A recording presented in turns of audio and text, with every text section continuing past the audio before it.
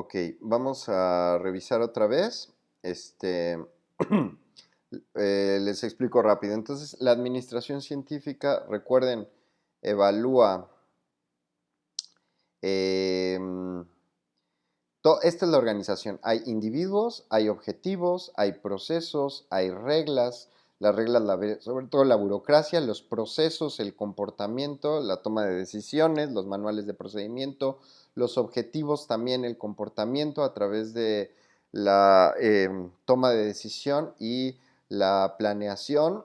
Los individuos lo evalúa la escuela del comportamiento, las relaciones humanas y nuevas relaciones humanas. Y la estructura, obviamente, la contingencia, los elementos externos, las reglas y las relaciones humanas. Y la contingencia evalúa la influencia del ambiente, por ejemplo, con lo del COVID, por ejemplo, con nuevas reglas del gobierno, reformas educativas, no sé. Y también, por ejemplo, con la tecnología, ¿sí? Bueno, entonces, tenemos que la administración científica ponía, digamos, a los trabajadores de la educación, un ejemplo, a producir como si fueran maquinitas, a sacar alumnos, ¿no? Luego eso implica relaciones humanas, la gente siente mediante reglas, hay un comportamiento que tiene un manual de procedimientos que dicen cómo tienen que hacer las cosas, pero siempre pasan cosas en el mundo. Luego tenemos las nuevas relaciones humanas, que son básicamente los estilos de liderazgo cuando te tratan bien o te tratan mal para que hagas las cosas bien. Entonces, la reformulación crítica en los estudios organizacionales implica que la antropología de la organización estudia la cultura de los diferentes países y cómo éstas afectan a las organizaciones. No es lo mismo las organizaciones, eh, las organizaciones educativas, por ejemplo, japonesas, que las gringas o las mexicanas, porque la cultura es distinta. Luego hay un análisis de la estrategia, acuérdense, este, igual que el nuevo institucionalismo, que va a analizar la teoría de costos de transacción, donde el sujeto puede ser oportunista y puede pisotear a todos los demás para alcanzar sus objetivos. También el nuevo institucionalismo sociológico, donde yo les decía, puede ser que haya mucha ambigüedad y puede ser que haya un sistema flojamente acoplado, donde, por ejemplo, en las universidades, unas facultades se muevan y otras no necesariamente se muevan tanto a la misma velocidad, ¿no? Porque tienen diferentes lógicas. En el análisis posmoderno de las organizaciones, aquí tenemos el análisis del discurso y el simbolismo y la subjetividad, como por ejemplo, de repente para unas organizaciones va a ser muy importante, yo qué sé, la Virgen de Guadalupe, ¿no? Y para otras no, por su historia, etcétera, van a tener significados distintos. Esto va a implicar que hay organizaciones modernas, que son como estas tradicionales, y las posmodernas. Yo les decía, por ejemplo, en un ejemplo educativo, aquí estas serían como las tradicionales, ¿no? La educación como muy formalita, etcétera. Las posmodernas podrían ser como las que son más flexibles, se adaptan más, por ejemplo, un Montessori. Luego, en el psicoanálisis de las organizaciones, yo les decía que, por ejemplo, eh, cómo afecta a nivel de comportamiento cuando me tratan bien, y entonces eso se vuelve una prisión psíquica porque yo ya me siento culpable cuando mi jefe me trató bien, y entonces yo me quedo pensando en eso, que híjole, pues es que mi jefe me trató bien, entonces ¿cómo lo voy a defraudar? Y entonces eso se vuelve, mi jefe, que es mi ideal del yo, se convierte en mi super yo y me hace sentir culpable si no hago lo que él quiere.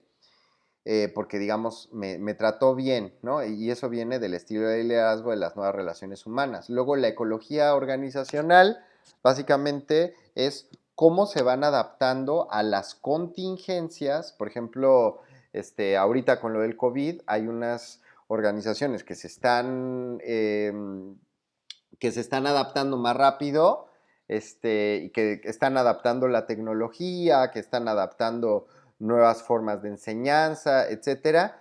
y hay otras que no. Por eso en México, por ejemplo, tenemos que el 25% de las escuelas privadas están a punto de tronar. ¿Por qué? Porque no están teniendo esa adaptación y porque el medio ambiente, que son los usuarios, que son los padres de familia, dicen, bueno, pues yo por qué te voy a pagar una alberca, una biblioteca, unas instalaciones que no estoy usando.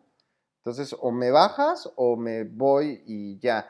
Entonces, pues muchas no están soportando ese cambio, esa modificación, ese cambio organizacional.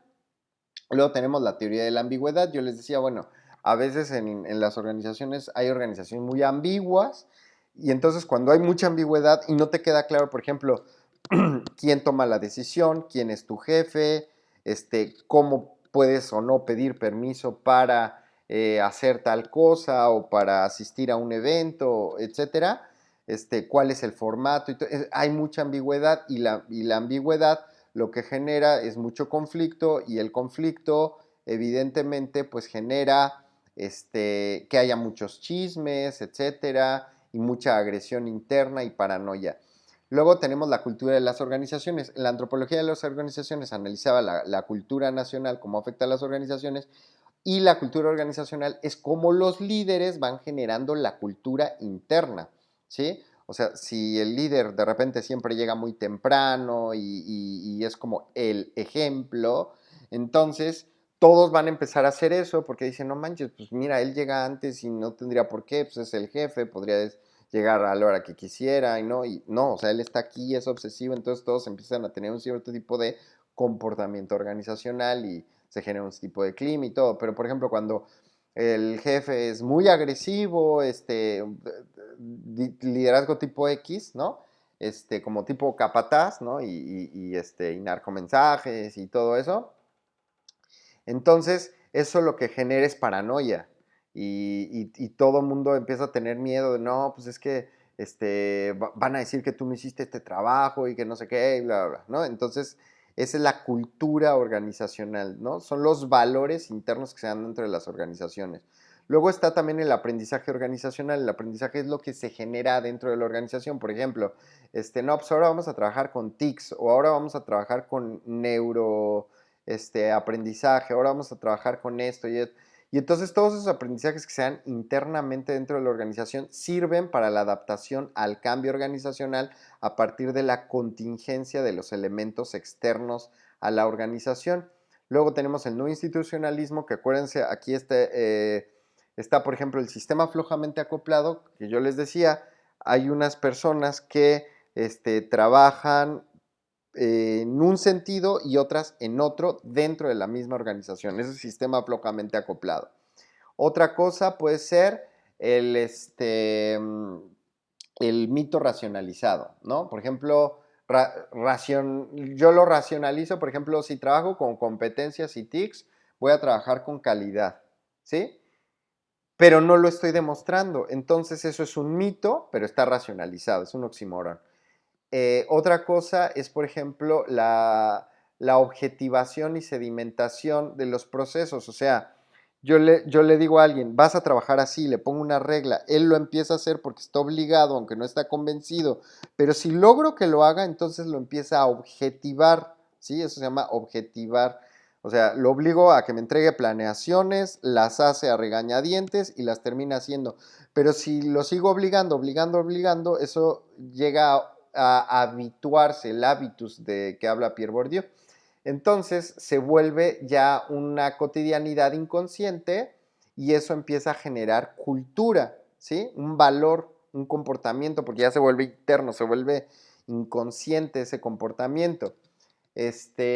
Y la sedimentación o institucionalización de ese proceso es cuando llega alguien y ya no lo obliga a nadie. Yo voy y a esa tercera generación yo se la enseño, pero se lo enseño ya no como un proceso, sino como un valor. Así de, mira, aquí se trabaja con planeaciones y aquí se trabaja así y yo te voy a enseñar y todo, porque yo ya estoy convencido de que es algo bueno.